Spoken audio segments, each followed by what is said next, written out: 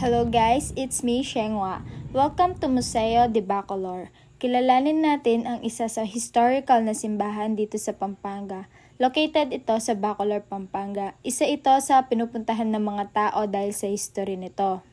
Pagpasok nyo, makikita ninyo itong sacred investment na isinuot ng isa Kapampangang pare para sa kanyang Presbyterian ordination noong 2002. Sign ito ng deep devotion of filial love sa Blessed Mother. Susunod ninyong makikita ang San Guillermo Parish Church painting.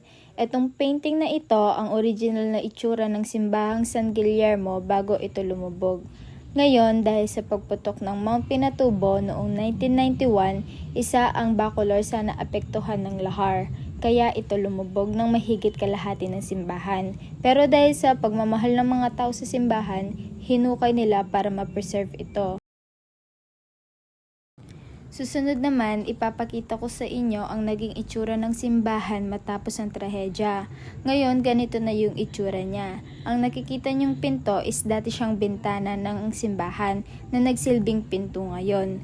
Dahil hindi na nila nakayanan hukayin hanggang baba, kaya kung makikita nyo, halos kalahati talaga ng simbahan ang natambunan ng lahar.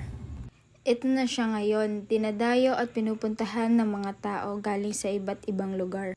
Sa kabila ng lahat ng trahedyang naranasan ng San Guillermo Parish Church, nanatili pa rin itong matatag at isa siya sa pinakamatanda at kilalang simbahan sa probinsya ng Pampanga. Sana marami akong kaalaman na naibahagi sa inyo. Maraming salamat sa panonood.